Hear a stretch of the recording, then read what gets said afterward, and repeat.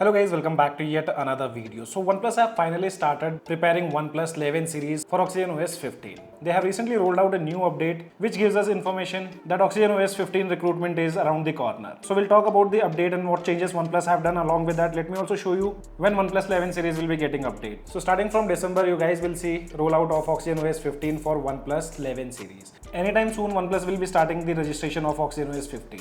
So let me show you the software information. If you go to About section, here you can see this is the latest version of OxygenOS 14, which is based on 14.1. The current version is .833. I did not receive an OTA, so I used the OxygenOS updater application, where you can see the update size is somewhere around 416 MB. And as I told you guys, OnePlus is preparing for OxygenOS 15. Once you install this latest build, you'll get to know that, because in the About section, if you tap on beta program, now you will see a new card over here, which you can see it says release candidate. Currently there are no updates available, but once they start the recruiting, you'll be able to apply for the alpha testing or open beta builds. So this change was noticed after the latest update, and the latest build has 5th October 2024 security patch. And guys, now before moving ahead, we have 85% of users who haven't subscribed to our channel, but they do watch our videos. So if you guys find our videos helpful, do consider subscribing. As always, first let's compare the benchmark results. So we do have the screenshots of before and after update. So on the previous build, using Geekbench application, single core had scored 1899 and multi-core scores were 5347.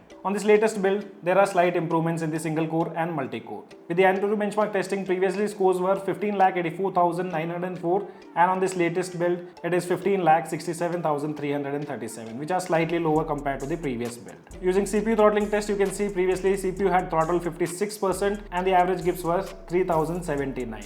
But now if you see, maximum CPU have throttled only 50% and the average gips are 3,49,000. And even in the wildlife extreme test, we did notice slight lower stability scores. Previously it was 77.8, but now on this latest build, these are 66.8. In the general usage, I did not notice any kind of major issues yet when it comes to performance. And now let's take a look at the change logs. So going to About section, so here you can see the changes what OnePlus have done, which are related to system and interconnection. But there's one thing which OnePlus have added, but they haven't mentioned in the change logs. So that's the ability to share files with iPhone.